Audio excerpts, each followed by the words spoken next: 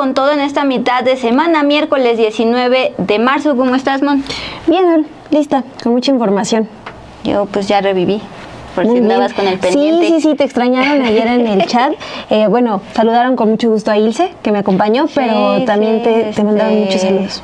Pues me sustituyó Palabras Mayores, la jefa, la productora. Bueno, pues espero estén muy bien. Este miércoles, hace un par de minutos, ya se retiró la contingencia aquí en el Valle de México, luego de pues bastantes horas estar respirando pues aire bastante contaminado. Sin embargo, allá en Monterrey, Nuevo León, continúa y extremadamente malo, Mon. Entonces, saludos a los que nos ven en el norte, como Tiguerón y demás. Y hablando sobre la conferencia de prensa que dio muy temprano hoy el fiscal Alejandro Gertz Manero, además de señalar puntuales omisiones en la investigación de la Fiscalía de Jalisco, también aseguró que se tiene conocimiento de que una víctima fue cooptada por policías de otro municipio de Jalisco, precisamente hacia ese predio en Teuchitlán.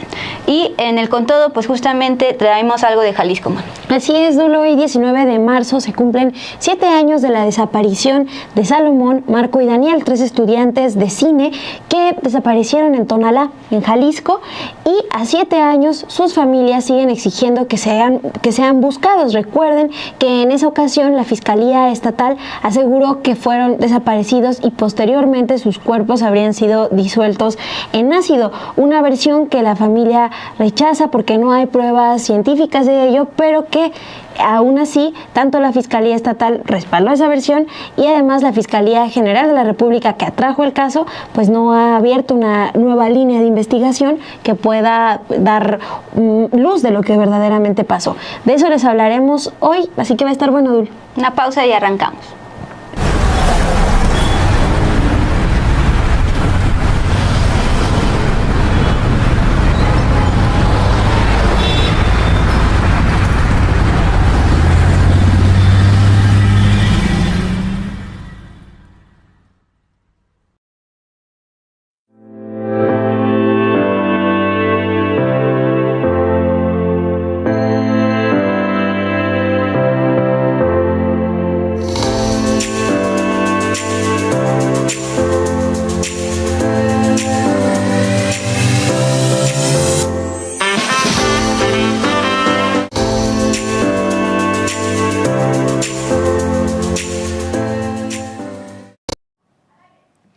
Pues muchas gracias por estar con nosotras este miércoles 19 de marzo, año 2025, mitad de semana. Gracias por sus saludos aquí en el chat. Gracias por el superchat que acaba de llegar de Laura Favela y también el apoyo diario y reconocido de Gerardo Meléndez desde Estados Unidos. Nos vamos con la información porque pues justamente muy temprano el fiscal general Alejandro Gertz Manero ofreció una rueda de prensa. Pues precisamente explicó cómo primero revisaron, antes de atraer como tal el caso del predio de Teuchitlán, revisaron que había hecho la Fiscalía de Jalisco, encontró una serie de omisiones, incluso no se había hablado de esto, había vehículos, no se aseguraron adecuadamente y pues también se habló de otro tipo de falta de análisis de huellas dactilares, de sangre y demás. Antes de escuchar estas omisiones señaladas por el fiscal Alejandro Gertz, es importante recordar quién era el fiscal de Jalisco en esos momentos, antes de que el actual fiscal tomara el cargo en diciembre del año pasado, es decir, después de que se encontró este predio, antes de lo sucedido en marzo, ya por parte de colectivos. Bueno, les estamos hablando de Joaquín Méndez Ruiz. Él ya tenía antecedentes de trabajar en el gobierno de Jalisco, particularmente en el ayuntamiento de Zapopan, en la Secretaría de Seguridad, y él es egresado de Derecho en la Universidad de Tlaquepaque. Cuestionándome, Mon, si tenía relaciones o algún vínculo con el exgobernador Enrique Alfaro, precisamente porque él fue fiscal a la par de su gobierno, literalmente puse Joaquín Méndez Ruiz, amigo Enrique Alfaro, y me salió un tuit del exgobernador Enrique Alfaro señalando a Joaquín Méndez Ruiz como su amigo. Bueno, él es el responsable de todas estas omisiones que vamos a escuchar en voz del fiscal Alejandro Gertz Manero en rueda de prensa esta mañana.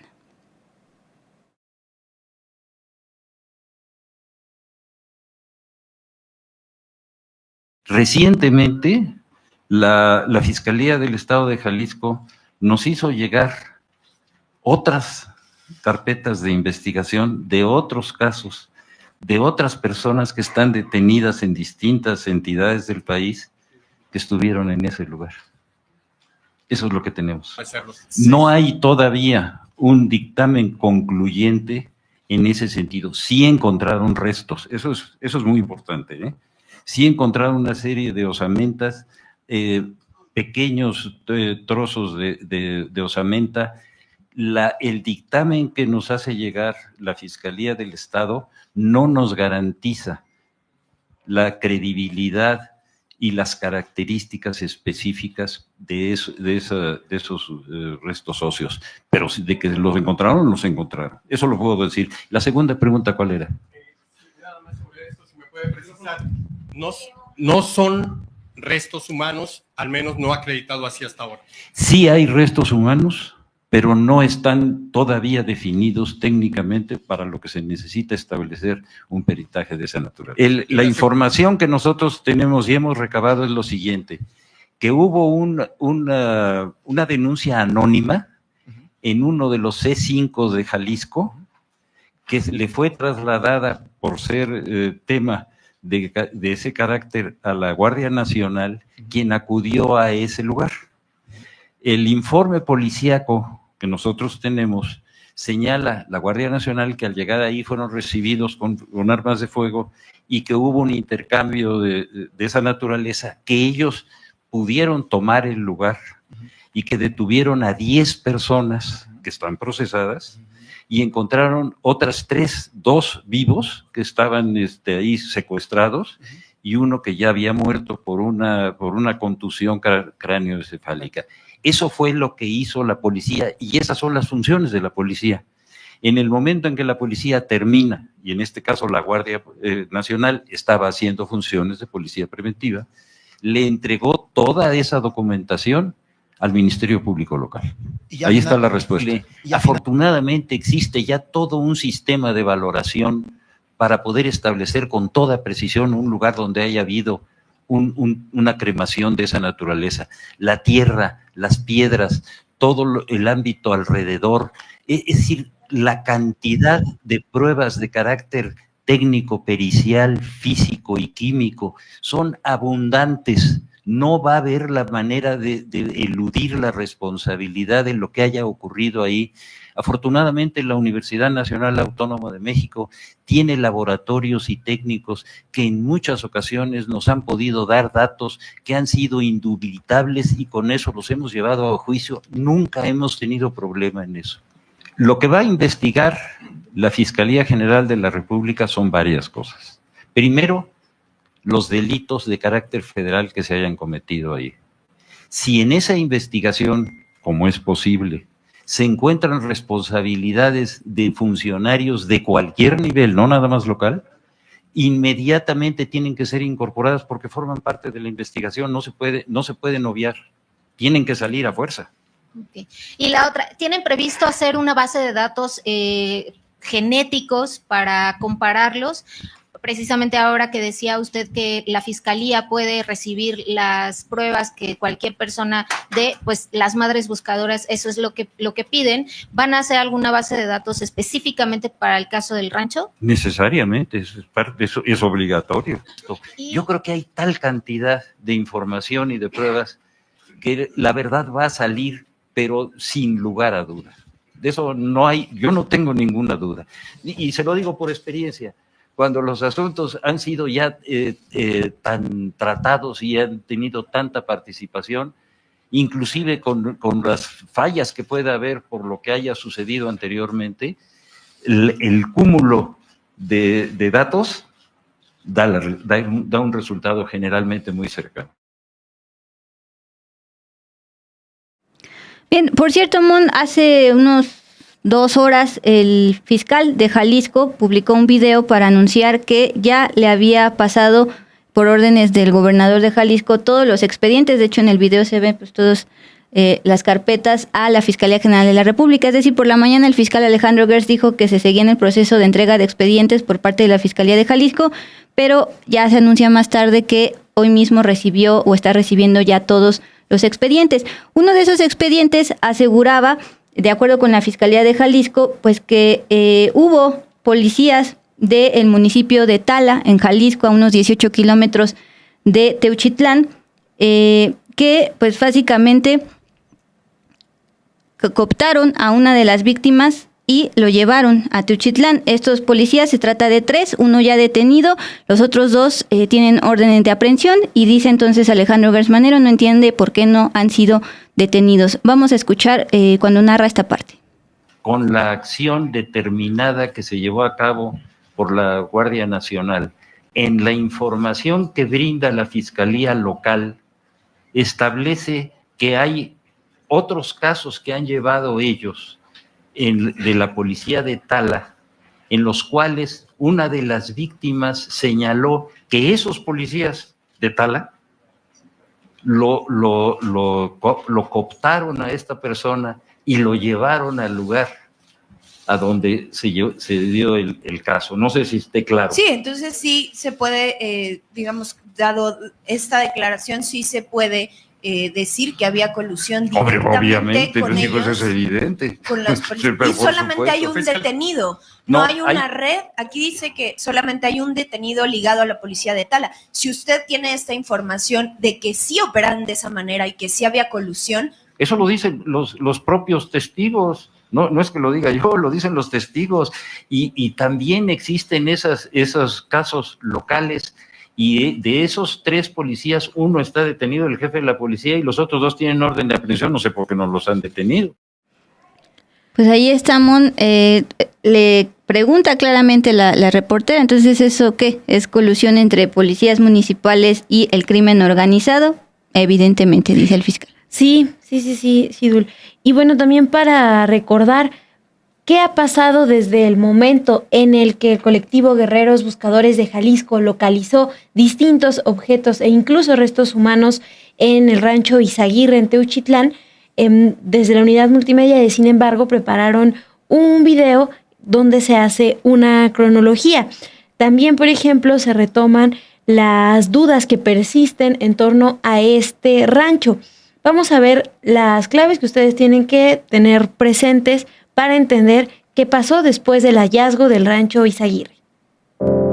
El rancho Izaguirre, ubicado en Teuchitlán, Jalisco, fue asegurado por la Guardia Nacional el 20 de septiembre de 2024, tras un operativo en el que se rescataron 2 personas y se detuvieron a 10 presuntos plagiarios.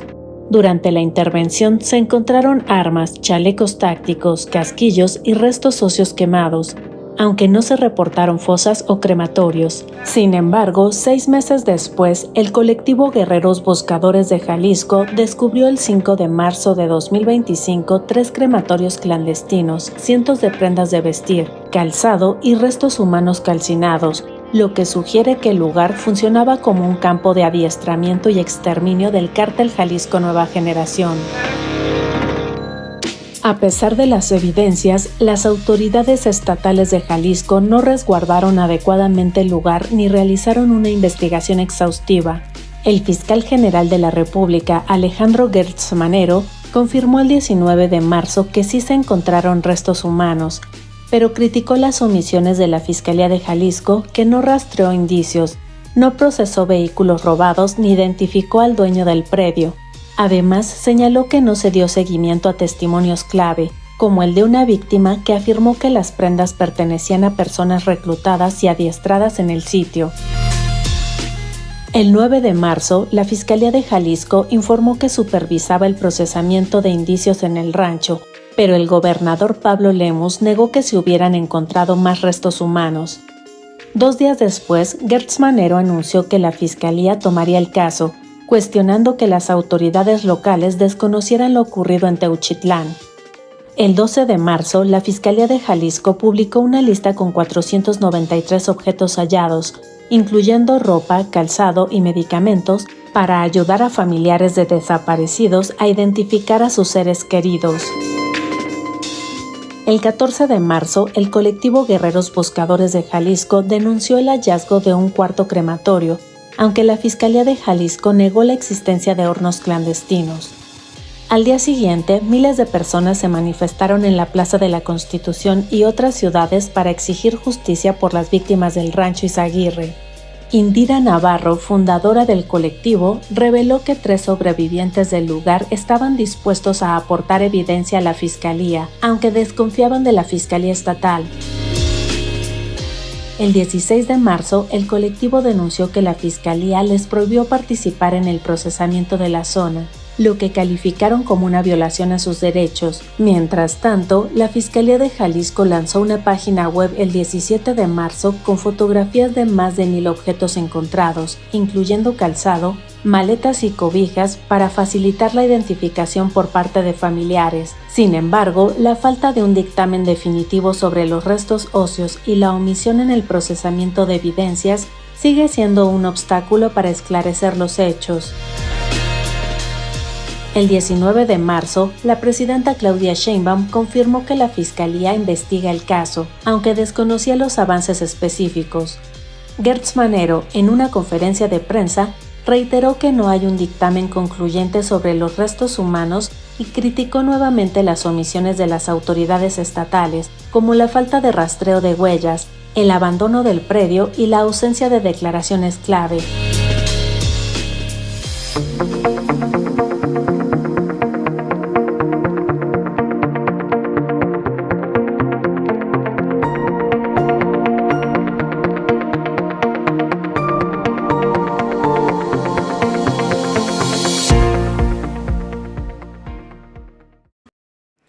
Bien, Mon, gracias, agradecemos a la unidad de multimedias por prepararnos esta cronología de este caso.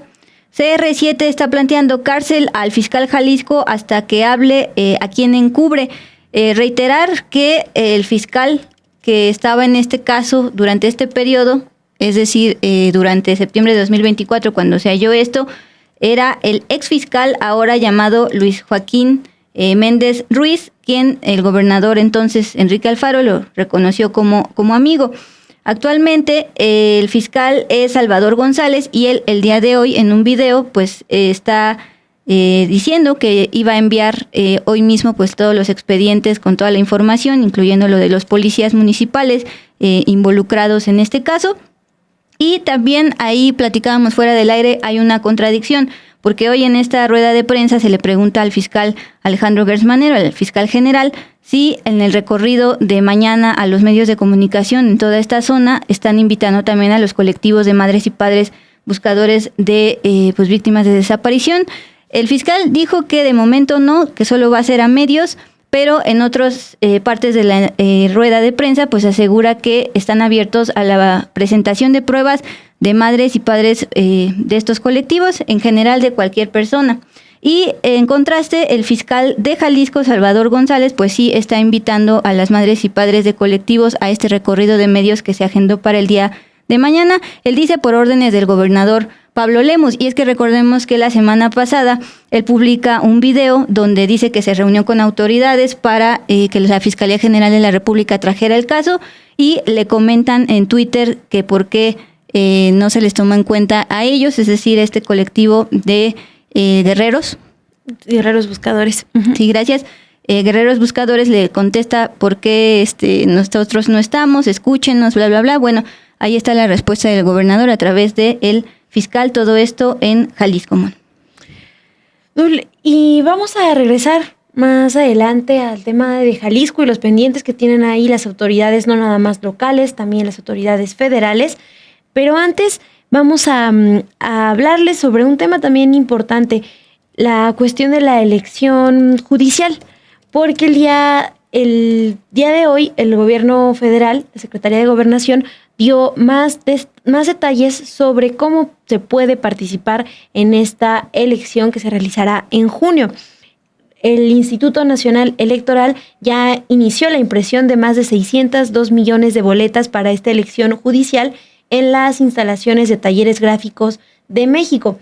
Lo que destacó el día de hoy la secretaria de Gobernación, Rosa Isela Rodríguez, es que cuando ustedes lleguen a algunas de las casillas que se van a instalar en el país, van a recibir 6 boletas. Dependiendo del cargo, la boleta tendrá un color diferente. El color morado es el que se utilizará para distinguir la boleta para elegir ministras y ministros de la Suprema Corte de Justicia de la Nación. El color azul distinguirá la boleta para elegir magistradas y magistrados de la Sala Superior. Ahí estamos viendo en pantalla, en buena definición, hay que decirlo. Sí, las que teníamos se veían un poco más borrosas, las que habíamos compartido de las redes sociales del INE. Estas son las que presenta el día de hoy la Secretaría de Gobernación, y esa de color azul, les decía, es para elegir magistradas y magistrados de la Sala Superior del Tribunal Electoral del Poder Judicial de la Federación. El turquesa será para elegir a magistradas y magistrados del Tribunal de Disciplina Judicial, que es el que estamos viendo en pantalla. El color rosa será para elegir magistraturas de circuito. Y el color... Pues más bien es... Sí, es rosa. Que el anterior decía naranja, yo lo veía rosa. Sí, este es el rosa, el de magistraturas de circuito. Yo lo veo morado. Bueno, Dul, eso ya es tu percepción. Porque, mi daltonismo. Sí, chequen, por eso les ponemos el color directamente, el rosa. Exacto, para que ahí se ve en pantalla, para que lo vayan ubicando. Y el color amarillo será para elegir a representantes de juzgados de distrito. Esa es la que estamos viendo. Esa fue la que más se viralizó tanto en redes como en medios, es la que más había visto, pero ahora ya la propia Secretaría de Gobernación está compartiendo los diseños y los formatos de cómo van a recibir ustedes estas boletas. Además, haciéndole énfasis, a ver si nos puede regresar, por favor, Lluvia, a la diapositiva número 5, porque dentro de todo este formato que ustedes están viendo, vale la pena recordarles que en medio van a ver unas letras PE, PL, PJ y EF. Acuérdense que cada comité de cada poder de la nación, el ejecutivo, legislativo y judicial, pues estuvo en el proceso de elección de candidatos. Entonces, al lado les van a indicar el nombre del candidato, apellido, nombre y cuál es el comité que pues lo seleccionó. Y ojo con EF, es decir, en funciones. Por ejemplo, el magistrado Bernardo Batis va a salir en la boleta de Tribunal Disciplinario, que es el que va a sustituir al Consejo de la Judicatura Federal para sancionar precisamente posibles actos de corrupción. Si te parece, puedes escuchar a la secretaria de Gobernación, Rosa Isela Rodríguez, esta mañana explicar sobre el formato de estas 6 boletas. ¿Cómo participar en las elecciones del Poder Judicial? Adelante. El próximo 1 de junio, tú tienes la oportunidad de elegir un nuevo Poder Judicial que esté del lado del pueblo y que garantice la justicia para todas y todos. Adelante. Solamente como dato general, se van a instalar, de acuerdo a la decisión del Instituto Nacional Electoral, 84,202 casillas. Y esto es para alrededor de 100 millones de ciudadanas y ciudadanos que estarían participando o forman parte de la lista nominal. Adelante. ¿Cómo se puede participar? A la llegada a la casilla, cada persona que acuda recibirá 6 boletas para la elección federal de distinto color cada una. ¿A quién se va a elegir? A las ministras y ministros de la Suprema Corte de Justicia de la Nación, a las magistraturas de la Sala Superior del Tribunal Electoral, también a las magistraturas del Tribunal de Disciplina Judicial y a las magistraturas de las salas regionales del Tribunal Electoral del Poder Judicial de la Federación y las magistraturas de circuito y los juzgados de distrito. Son, como ustedes ven, 6 elecciones, 6 boletas diferentes. Y en 19 entidades, también hay que decir, podrás elegir a juzgadores locales. Y les quiero mostrar también una de las imágenes que muestra hoy la Secretaría de Gobernación sobre cómo elegir a la persona candidata de su preferencia. Vemos pues la explicación. Del lado izquierdo ustedes van a poder elegir a las candidatas mujeres, del lado derecho podrán elegir a los candidatos hombres. Y en estas boletas van a encontrar recuadros en blanco. Y estos recuadros corresponden a la cantidad de personas candidatas que tienen que elegir. Para seleccionar a quienes ustedes quieran, van a tener que poner el número que antecede al nombre de estos perfiles, como les decía, divididos por candidatos mujeres, candidatos hombres. Y Dul, pues sí es importante que sigan revisando estas boletas, teniendo en mente los colores, pues para que sea mucho más sencillo ubicarse ese día de la votación, porque pues se van a elegir 881 cargos, no son poquitos. Es la primera vez que se hace esta elección, entonces pues sí hay que estar bien documentada sobre cómo se va a realizar. Aquí una pregunta de Diana Berrios. Los jueces que son propuestos para distritos con Poder Ejecutivo PE, estas letritas, ¿se refieren a Claudia o a alguno de los mugrientos gobernadores? Así pregunta. Acuérdense que el comité del Poder Ejecutivo estuvo conformado, entre otros, por el ministro en retiro Arturo Saldívar y demás integrantes de este comité, avalados al final los resultados de esta selección por la presidenta Claudia Sheinbaum, en el caso del Poder Ejecutivo. Sí. Y en el Poder Legislativo, pues cada quien también seleccionó a sus perfiles. El Poder Judicial fue el comité de ese poder no terminó de hacer la selección y los perfiles fueron ya al final avalados también por el Poder Legislativo.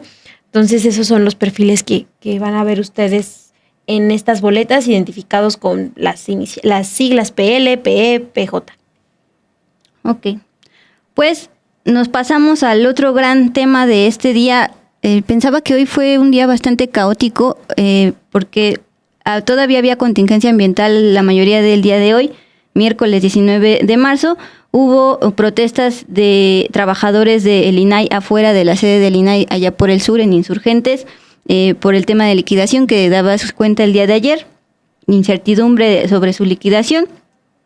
Y además en el Zócalo de la Ciudad de México, pues se instala un plantón de la CENTE bastante llamativo, porque pues, literal llevaron sus casas de campaña, bastante colorido, que me recuerda al plantón de la CENTE de 2013, cuando estaban en contra de la reforma educativa del entonces presidente Enrique Peña Nieto. Y a pesar de que el día de ayer, como también informábamos en el espacio, se retiró para ver los detalles de esta ley ISSSTE, pues la CENTE, después de reunirse con la presidenta en Palacio Nacional, decide aún así mantener su paro de 72 horas y además instalar este plantón que estamos viendo en pantalla con imágenes de cuarto oscuro. Ya leyendo testimonios de profesores de la CENTE, pues aseguran que parte de sus peticiones es que les permitan achicar los años que tienen que trabajar para su retiro, es decir, no solo es el tema de la ley ISSSTE, por eso decidieron aún así instalar este plantón, por eso decía un día bastante caótico. Sí, Dul, pues ahí sigue la protesta de la CENTE, de la Coordinadora Nacional de Trabajadores de la Educación, en el Zócalo.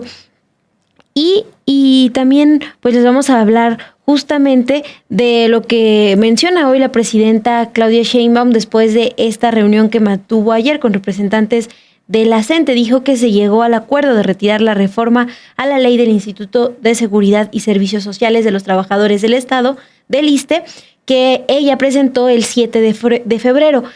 Dijo que esto lo hizo con el objetivo de evitar la desinformación. Destacó que podrán realizarse distintos cambios que incluía esta iniciativa, pero a través de decretos presidenciales. Uno de los cambios será el congelamiento de deudas impagables de créditos del Fondo de la Vivienda del ISSSTE.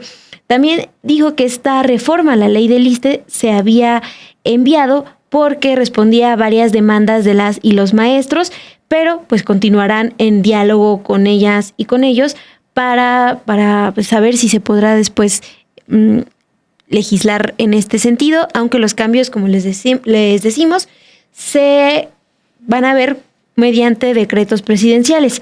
Vamos a escuchar cómo lo explicó esta mañana la presidenta Claudia Sheinbaum y regresamos. ¿Qué hubiera pasado si dejamos la ley? ¿Qué hubieran dicho de la presidenta? Autoritaria. ¿A nosotros qué nos importa? Las maestras y los maestros de México. Si hay una confusión en la ley, no hay problema en retirarla, pero garantizar los beneficios que tenía la ley, en particular relacionados con el FOVISSSTE, que es una solicitud que viene de hace muchos años de la propia Coordinadora Nacional de Trabajadores de la Educación y en general del CENTE y de trabajadores del Estado. Pero en particular en la mesa que tuvimos ayer con la coordinadora, en muchos de los pliegos petitorios, en diciembre lo vimos, nos reunimos en diciembre, ahí venía el tema del FOVISSSTE. Porque hay personas que tienen créditos del FOVISSSTE, que ya pagaron 2 veces su casa en términos reales y siguen pagando. Es totalmente injusto. Es un mecanismo que quedó desde el periodo neoliberal, muy parecido al del Infonavit, que aquí ha platicado Octavio Romero, y que es totalmente injusto para los trabajadores, que sigan pagando y pagando y pagando y pagando, cuando ya en realidad pues dieron lo suficiente para poder tener su vivienda.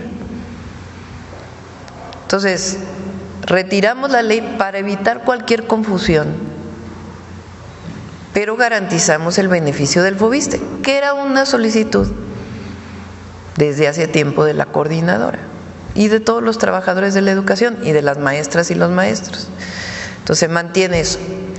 Dada el cambio constitucional que hubo para que el Estado pueda construir nuevamente vivienda, tomamos de ahí esa reforma para que el FOVISSSTE pueda volver a construir vivienda. ¿Qué le dan ahora a los maestros? Puros créditos. Esos créditos no necesariamente alcanzan para pagar una vivienda. ¿Qué vamos a hacer ahora? Construir vivienda para que el trabajador del Estado, con el mecanismo del FOVISSSTE, que es un descuento muy bajo en su cheque, que está establecido por ley, pueda tener la vivienda, no solo el crédito. Si le prestan a un trabajador, una trabajadora, 500,000 pesos y vive en la Ciudad de México, difícilmente le va a alcanzar para comprar una vivienda. En cambio, si se hace la vivienda y se dice, puedes adquirir esta vivienda y vas a pagar en 15 años tu vivienda con lo que esté establecido de descuento, pues es muy distinto. Recuperamos el derecho a la vivienda de las maestras y los maestros. Entonces eso lo vamos a hacer por decreto, que es una solicitud de años de la Coordinadora Nacional de Trabajadores de la Educación y que fuimos sensibles ante ello, y en general de las maestras y los maestros de México. La otra, ellos piden que se regrese a la edad de jubilación original,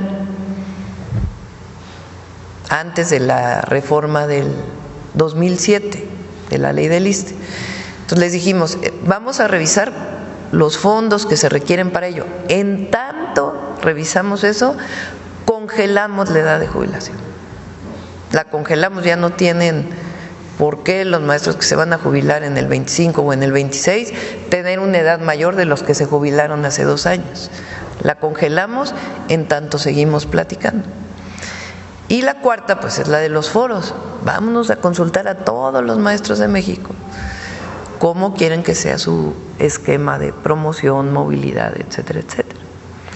Entonces, son, creo yo, propuestas que recogen la esencia de lo que ellos están planteando y no son que ya con eso ya los 6 años así van a ser, sino que seguimos dialogando. ¿Por qué retiramos la ley? Pues porque estaba causando confusión, pero recuperamos los beneficios, que es lo importante. Entonces, quien crea que eso es una posición de debilidad, pues es que está buscando alguien que no tiene sensibilidad con los maestros. Y esa pues no soy yo, porque nosotros, cuando yo estuve en la UNAM de profesora universitaria, fui de las promotoras de los amparos contra la ley del ISSSTE del 2007, porque nuestro movimiento con el presidente López Obrador, entonces dirigente político, también estaba promoviendo eso y nosotros lo promovimos desde la universidad, desde la UNAM. Entonces, pues por supuesto que soy sensible a ellos y participé en esa lucha. El tema es que hay que ver qué recursos, porque no se puede prometer lo que no hay recursos para cumplir ahora después de tantos años. Entonces, por eso estamos poco a poco generando estos apoyos para los maestros y las maestras y siempre escuchando. A 7 años de la desaparición de los estudiantes Salomón Aceves, Marco García y Daniel Díaz, estudiantes de la Universidad de Medios Audiovisuales en Guadalajara, Jalisco, sus familias desmienten la versión oficial que apunta a que los jóvenes fueron asesinados. Hoy, 19 de marzo, se cumplen 7 años de esta desaparición y les contamos qué es lo que opinan las familias.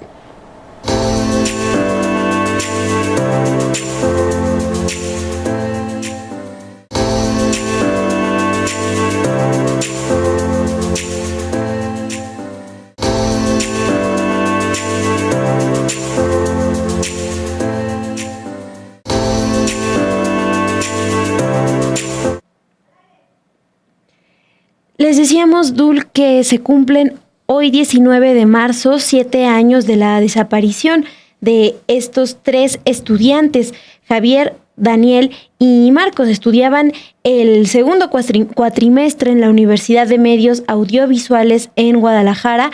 Estaban comenzando sus estudios de cine. Javier tenía 25 años, era originario de Baja California. Daniel tenía 20 años, venía también de Baja California, pero de Los Cabos. Y Marco tenía 20 años, originario de Nayarit.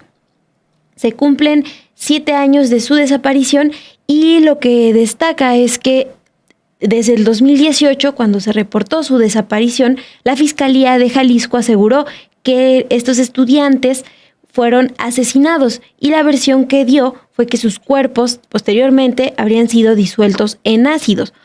Esta versión ha sido pues respaldada por la Fiscalía General de la República porque después de que atrajo el caso no ha mostrado evidencias para abrir otra línea de investigación. Por ello es que las familias de los jóvenes exigen a las autoridades justicia, continuar con las investigaciones y agilizar la búsqueda. A 7 años de este caso que movilizó a cientos de personas en el país, estamos viendo imágenes de la agencia Cuarto Oscuro, de las protestas en distintas entidades. Esta, por ejemplo, es de Toluca, en el Estado de México, en el 2018. Bueno, las familias resaltan que hay distintas irregularidades en esta investigación. Por ejemplo, el que las personas que analizaron el lugar que la Fiscalía de Jalisco identificó como el espacio donde habrían sido disueltos los cuerpos de los estudiantes han reconocido que no hallaron restos humanos, solo diésel. Por ejemplo, lo que señaló Virginia, madre de Daniel Díaz, en una conferencia de prensa que ofreció junto con otros familiares vía remota, vía videoconferencia, es que en la carpeta de investigación vieron el reporte del Instituto Jalisciense de Ciencias Forenses y ellos reportaron que no habían encontrado restos humanos, que solo era pues diésel. Y por ejemplo en el juicio también, en el juicio que se llevó a cabo para 5 personas detenidas que estarían relacionadas con este caso, también se presentó una testigo del instituto y ella narró que no encontraron restos humanos en este lugar, en donde, les repito, la Fiscalía de Jalisco ha dicho que habrían sido disueltos en ácido los cuerpos de los estudiantes. También lo que denuncian los familiares de los jóvenes es que cuando la Fiscalía General de la República trajo el caso, no inició una nueva línea de investigación, por lo que con eso pues validó la versión que la Fiscalía de Jalisco dio. Por eso es que señalan que fue una versión fabricada. Vamos a escuchar qué es lo que comentó en esta conferencia de prensa Miguel, uno de los padres de los estudiantes. De hecho, cuando se terminó el juicio, dijo el juez que el caso pues no se cerraba, o sea, eso se tenía que seguir la búsqueda de los cineastas. Entonces, pues desfilaron ahí todos los MPs que ellos mismos hicieron la investigación de nuestros hijos ahí y pues según dijo el juez que ahí tenía que decir toda la verdad, pues la verdad pues eso es lo que pueda terminar de que no hubo pues evidencias y no hubo científicamente que eso haya pasado. Entonces vimos todos los que pasaron ahí, la verdad de que pues se veía claramente de que todo lo que escribieron y todo lo que hicieron es como es fabricado, o sea, todo es fabricado.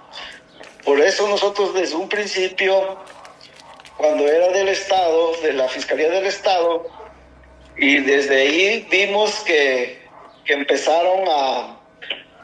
fuimos a hacer un recorrido de donde estaban nuestros hijos y donde los levantaron, los decían en un lado y la mera hora no era ahí, era otro lado. Entonces por eso empezamos a dudar de que no era cierto lo que ellos estaban diciendo.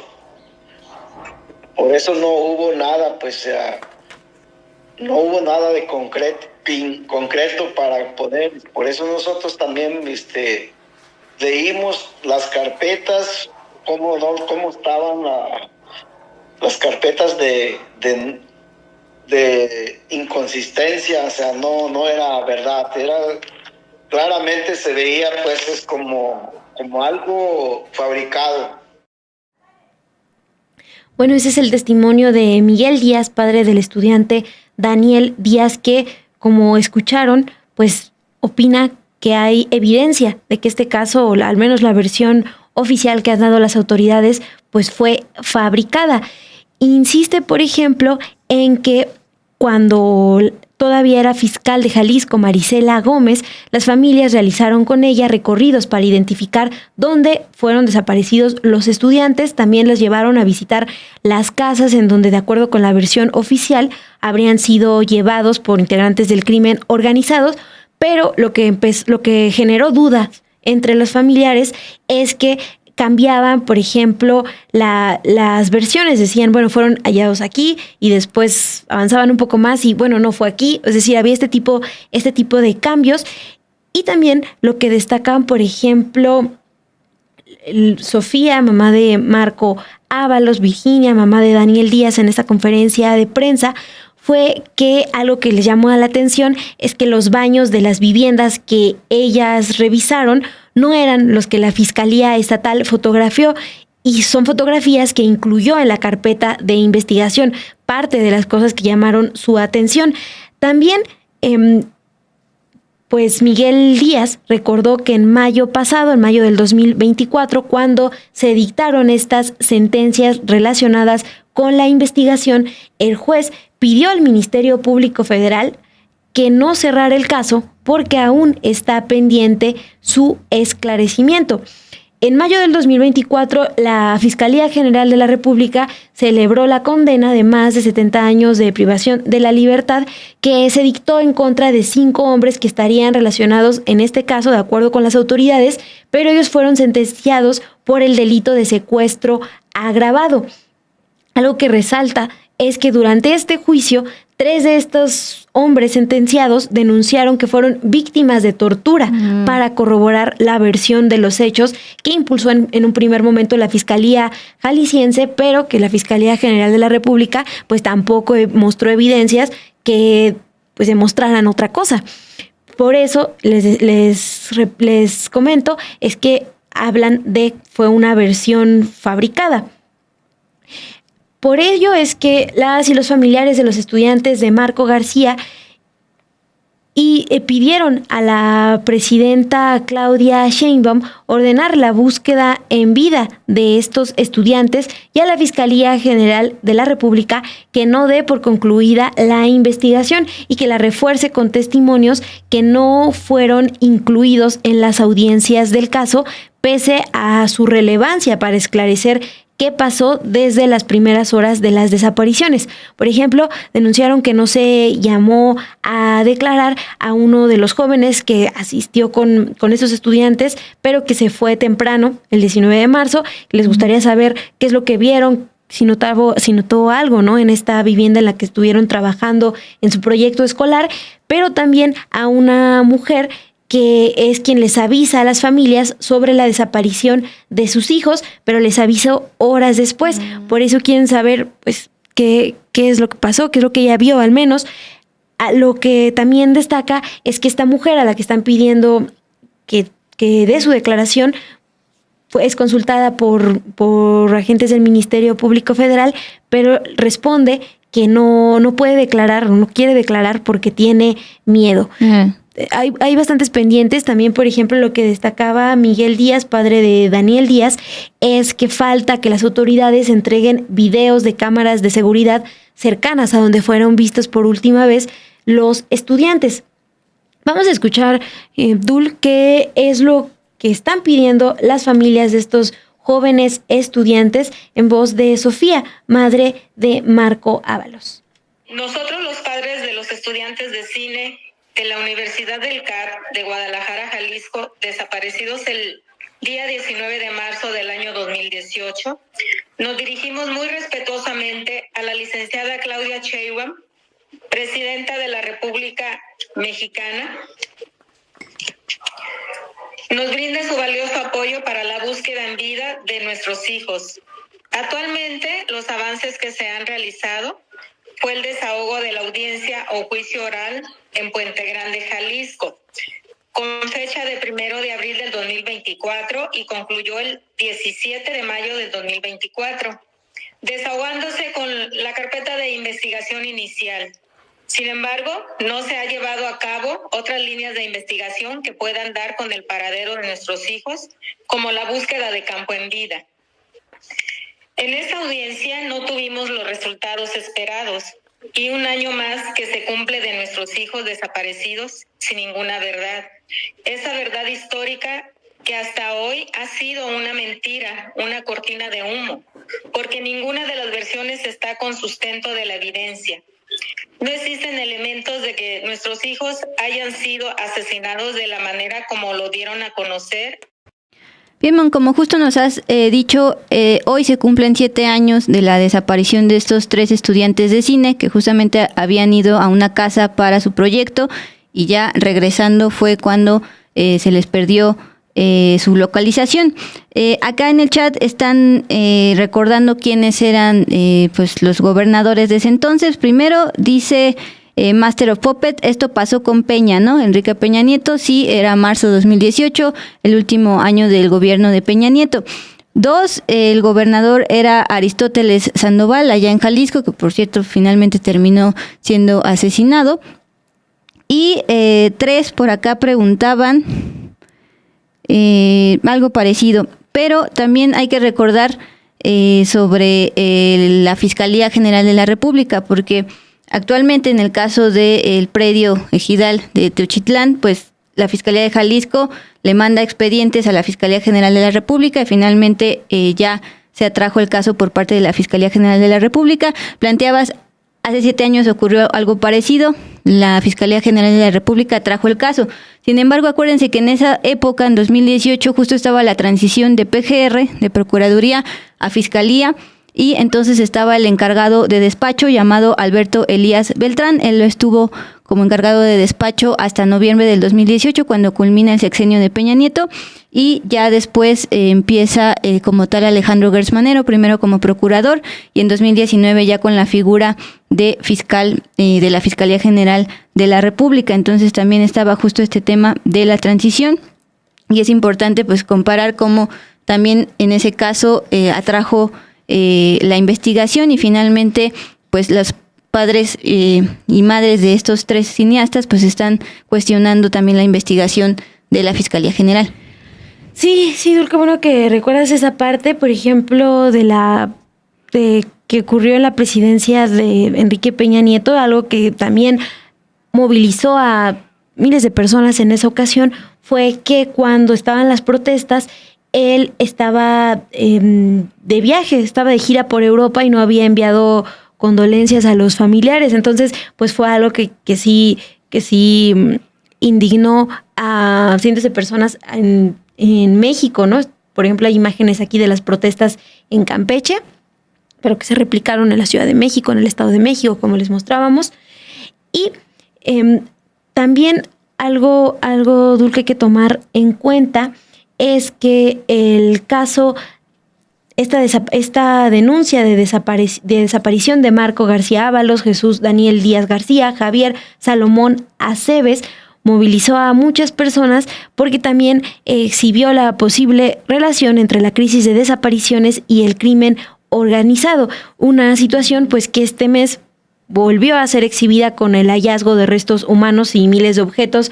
Estamos hablando de prendas, zapatos, mochilas en el rancho de Teuchitlán, y ahí se han señalado distintos testimonios anónimos que las personas eran obligadas a trabajar para el crimen organizado. Pero algo que también destacaron familiares de estos cineastas desaparecidos en la conferencia de prensa que les comentamos dieron el día de ayer, fue cuando se pronunciaron en conferencia, es que desde el 2018 las autoridades de Jalisco ya sabían de estos sitios para reclutar de manera forzada a personas. Así lo confirmó el exgobernador Aristóteles Sandoval a Virginia, mamá de Daniel Díaz, con quien ella se reunió en distintas ocasiones con el exgobernador Aristóteles Sandoval, y él le confirmó que sí, desde esa época ya sabían de estos lugares.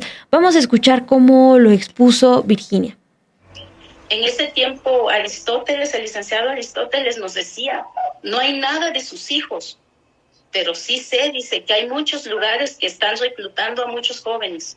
Nos daban siempre nos daban esa esperanza de que pronto nuestros hijos estarían a nuestro lado, y seguiremos esperando. Nunca nos dijo específicamente que se los habían llevado a trabajar, sino que como tuvimos con él como unas 6, 7 veces, lo visitamos, hasta eso tuvimos la oportunidad de visitarlo varias veces, pero en una ocasión le comentamos que según habían salido inicios y que una gota de sangre y todo eso, y ya él nos comentó, dice, de esos muchachos, dice, no hay nada. Lamentablemente, dice, hay muchos lugares, dice, donde los reclutan. Es lo que nos comentó en una ocasión él. Dice, es que hay muchos lugares donde los reclutan, pero hasta ahí lo que siempre nosotros pedíamos es pues que trabajaran en la búsqueda, porque nosotros queríamos ya de regreso a nuestros hijos. Pues ahí tienen el testimonio de Virginia, madre de Daniel Díaz, y es pues bastante relevante por todo lo que se ha descubierto en los últimos días también en Jalisco.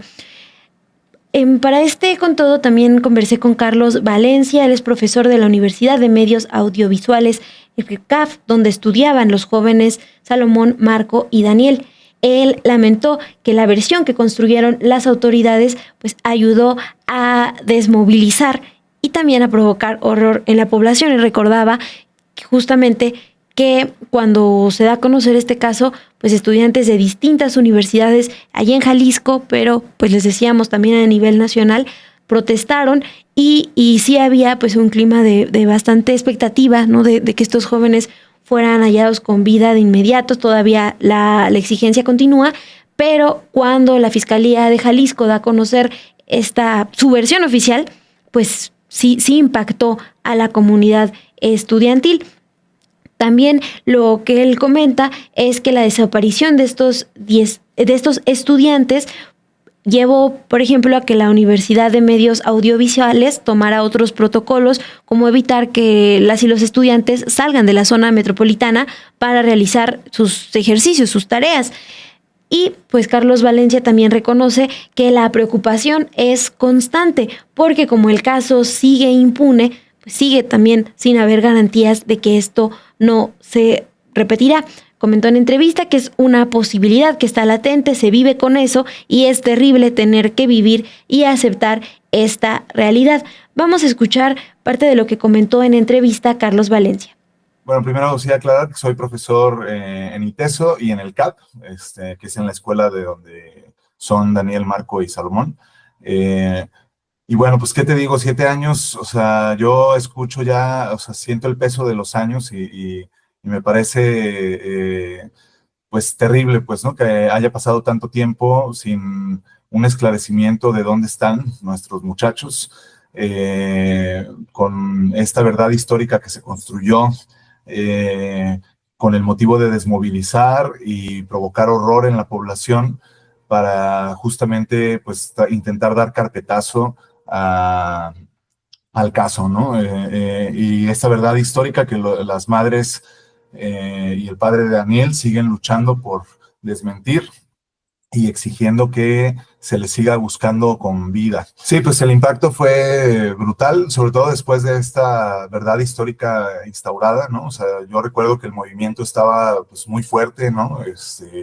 Se convocó una asamblea interuniversitaria que fue histórica aquí en la ciudad, ¿no? Se unieron el ITESO, la UDG, las universidades, hasta el TEC, ¿no? O sea, se unieron al movimiento, y después de esta verdad histórica, pues fue un golpe que pues desmovilizó todo, pues, ¿no? O sea, entonces, el impacto dentro de la comunidad estudiantil, pues fue, pues eso, de mucho dolor, de mucho miedo. Y bueno, cambiaron cosas, ¿no? O sea, por ejemplo, ahorita se les prohíbe a los chicos grabar fuera de la zona metropolitana de Guadalajara, ¿no? No pueden, o sea, está restringido que sus producciones salgan de esta zona, y se les pide que sigan ciertos protocolos de seguridad en las producciones, que si no los cumplen, pues no pueden grabar, ¿no? Entonces, digamos, en esa parte, pues, tuvimos que actuar y pues cambiar nosotros también como institución, ¿no? Entonces, y bueno, ahorita ya los compañeros de Marco y Daniel ya egresaron, ¿no? Ya están fuera, ya cada quien trabajando en diferentes áreas. Entonces sí, pero sin embargo, pues la memoria de los compañeros sigue ahí viva, ¿no?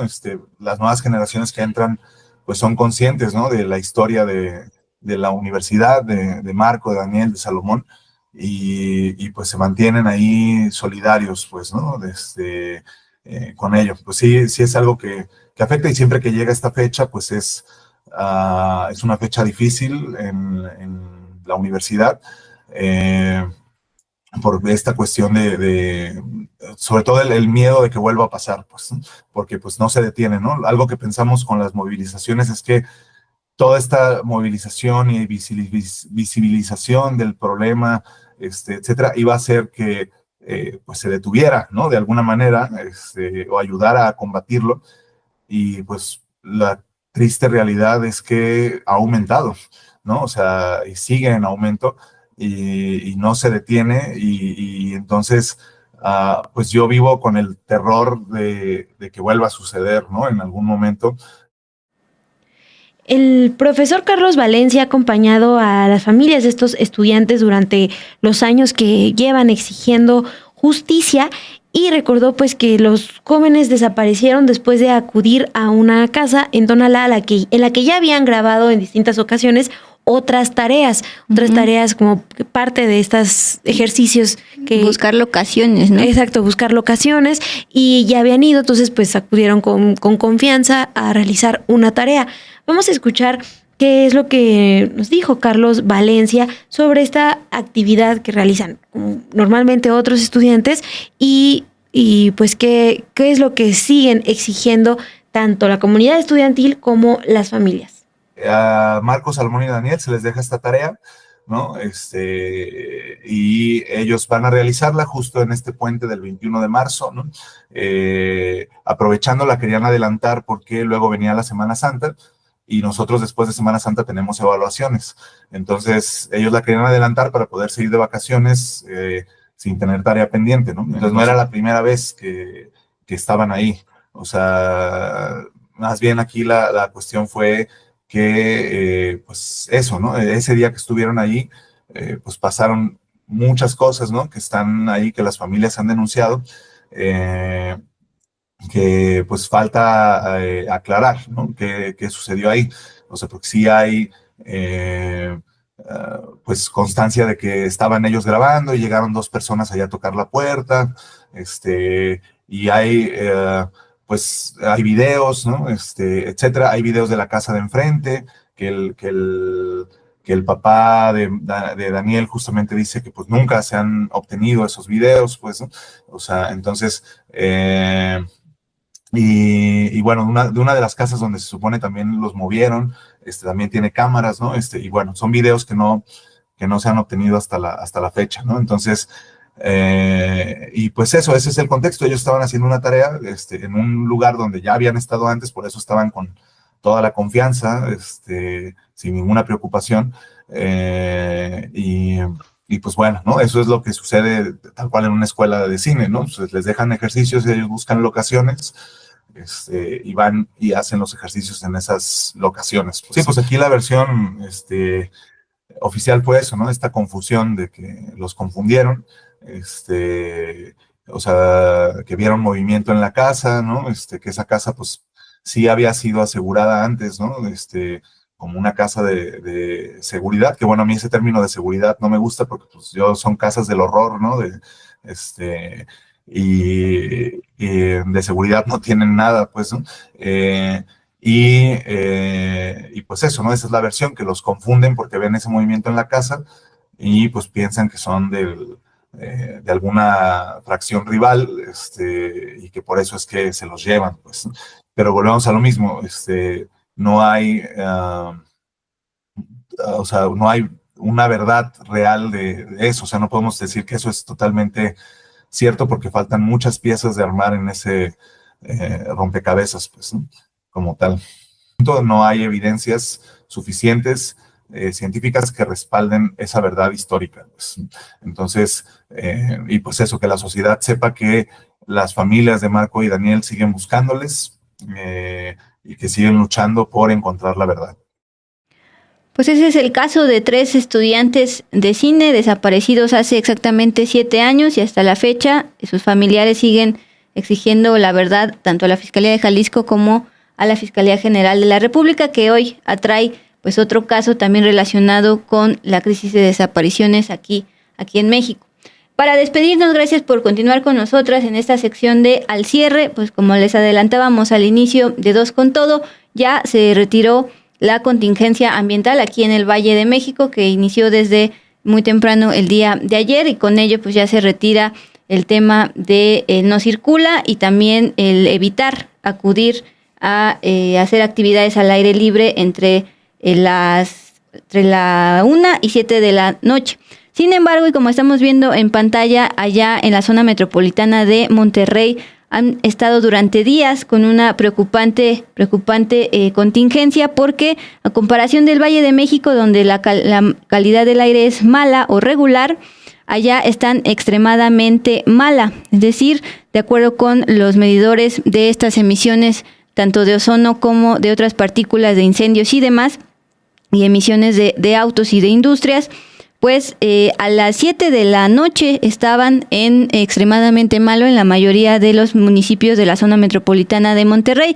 Ahorita a las 9 ya solamente en Pesquería están en extremadamente malo, pero los demás están en rojo, es decir, muy, muy malo. Entonces ahí están las consecuencias al mediano y largo plazo en cuestiones de enfermedades, es justamente lo que les decíamos. En morado es realmente preocupante. Con esto nos despedimos, Mon, gracias por estar con nosotros. Mañana ya es jueves 20 de marzo. Ya va a entrar la primavera entonces. Sí. Gracias por vernos el día de hoy. Y sí, nos vemos mañana aquí a las 8:30 en Dos con Todo. Y gracias al equipo de producción.